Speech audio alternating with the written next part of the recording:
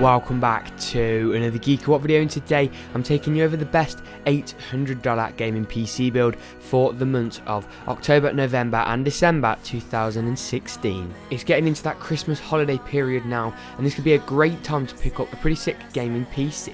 So let me take you over what kind of performance you can expect and then the parts that make it possible.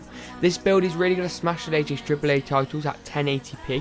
You're also going to be getting some 1440p gaming out of this. The likes of Battlefield 1, Overwatch, Star Wars, Battlefront are all going to be compatible with this. GTA 5, The Witcher 3, some very popular titles, Tom Clancy's The Division for example, all going to be expecting very high settings at 1080p whilst achieving well over 60 FPS.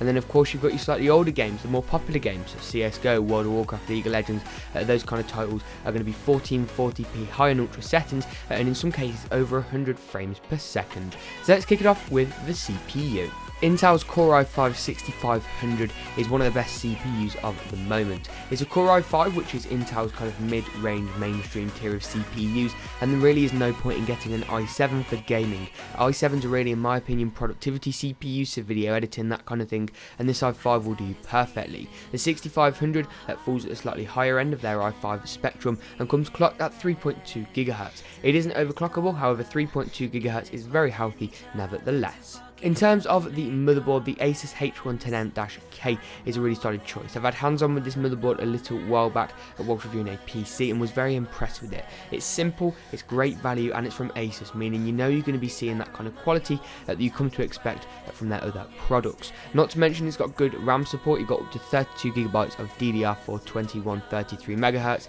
It's got the LJ1151 socket needed for this Skylake series of CPUs and the upcoming Kaby Lake series of CPUs, and comes in a micro ATX form factor, which is great because it's not the biggest nor is it the smallest. So you get all the features you need, but also a good compromise between kind of price, performance and value. In terms of the RAM, I went for 18GB DIMM of Corsair's Vengeance LPX. I really do love this RAM. I've got 32GB of it in my main system that I use to edit videos for YouTube and that kind of thing, and I've also got 8GB of it in my first PC that I ever built. I really do trust this Corsair Vengeance RAM. This LPX is their DDR4 variant and comes clocked in at DDR4 2400 MHz. In terms of storage, I really was torn here.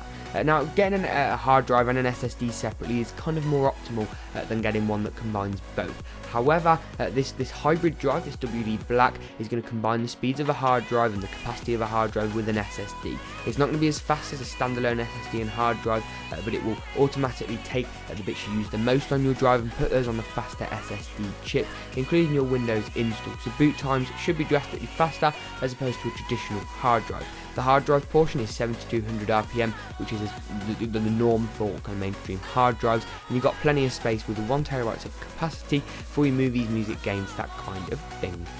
For the graphics card, I chose an MSI GTX 1060. You can quite easily go for an AMD RX 480 here, a review of an XFX one I've just put up on the channel. However, the 1060 just seem to be edging it slightly when it comes to performance benchmarks. I went for the 6GB variant, which is the higher end option, and this from MSI has a really nice colour scheme about it. It comes in at a great value price point as well, while sticking in the confines of this budget. It's really what's making those games run at such good settings, and have to commend both Nvidia and MSI on their work with this card.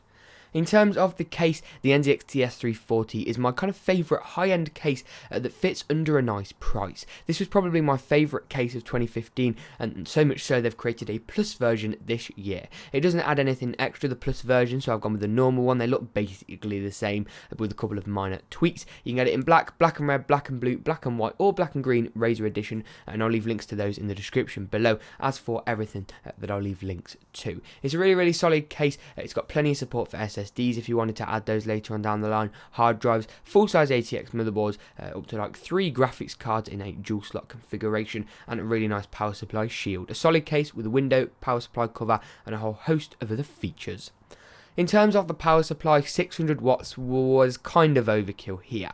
However, if you step down, you tend to get lower quality power supplies, and you want something reliable. The power supply could technically wipe out your whole system. It is quite unlikely, but you want one from a reputable manufacturer with an 80+ certification. This one ticks all the boxes. It's from EVGA, so you know there's not going to be any problems with it. It comes with a warranty and guarantee as well. Not to mention it's 80+ bronze certified, meaning it's guaranteed by an external company, and a lot of power supplies to use this verification to perform above 80% efficiency at all times. If you don't know, when you take energy, electricity, it can never escape. It has to be converted into different forms. So in cheaper power supplies, more of it gets converted into heat, which is a waste of energy. It just gets put out as heat and making your PC warmer, and also costing you more at the wall because you're taking more energy but not giving quite as much to your system. And this power supply is just going to guarantee that nice high efficiency.